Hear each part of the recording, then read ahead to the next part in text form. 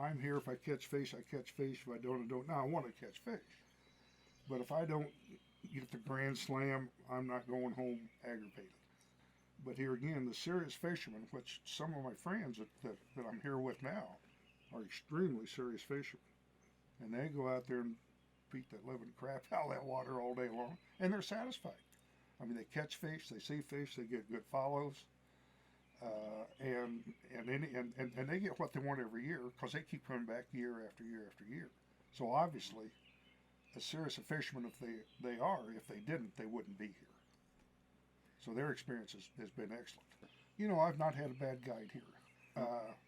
And I'm not one of those guys that comes up and says, give me a boat and I'll go fishing because I don't know the lake. I'm fat and lazy. And I want someone that's going to, I mean, to me, that's what I come up for. That's what I want. I want someone that will take me to where there's fish. And if a guide don't know, I'm certainly not going to know. As well as someone that's friendly, someone that is knowledgeable and will just have fellowship with you while you're out on the lake. And anybody I've ever had here, that's been the case. Every time I come here, I say, guys, I used to call John ahead of time, is there something I need to bring? Is there some lure that's hot this year? Is there some this, that, or the other? And here again, when I get here usually, it changed the day before, and he's got it. So, and the guide's got it. So you can, they'll loan you what they have or let you fish with their equipment. I've never, if I haven't got what I need, I've not ever had a guide not go ahead and fix me up and let me use his equipment. I brought my grandkids up here one year. I had myself and three grandsons. So to see the look on their face when they were catching fish and when they were just up here running around and stuff. And this is a very secure place. John runs it secure. You don't ever feel threatened.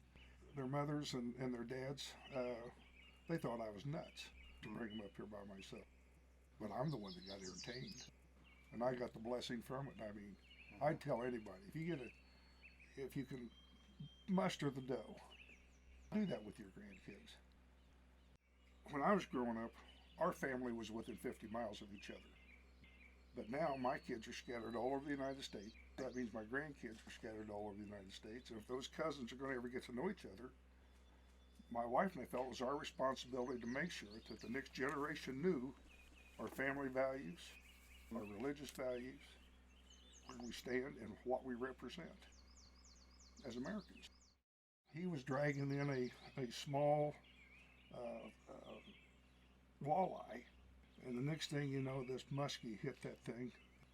And I mean, his eyes were as big as circles, and he was hauling that thing. That muskie hung on, and the guide was able to net the muskie and get it into the boat. What a beautiful, it made the whole trip worthwhile. Watch him catch that fish. Having those kids up here and just watching them, even though we fished down our lake down in Wisconsin, but just nothing like just having them up here alone in God's creation and watching those kids develop and grow and come together with each other. And I got to be a part of that. And what more can you ask for? I mean, men want to eat, and people won't come back unless they're fed.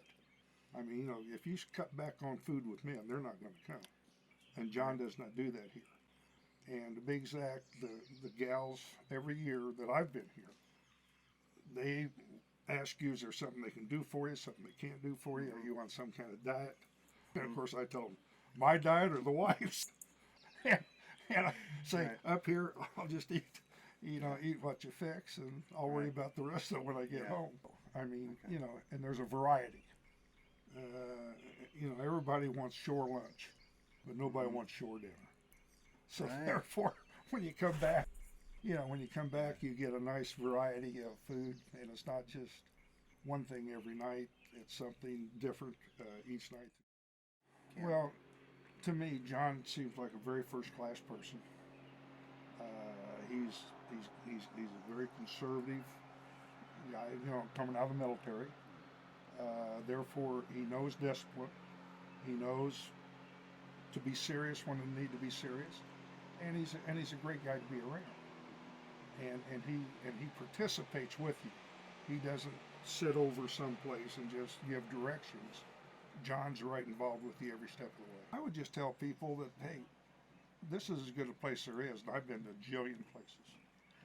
Because the business I was in, customers would take me to lodge after lodge after lodge, fishing. That was just part of the deal. And this is as good as there is. So I tell people, give it a try. If you don't like it, don't come back. The chances are you'll be back.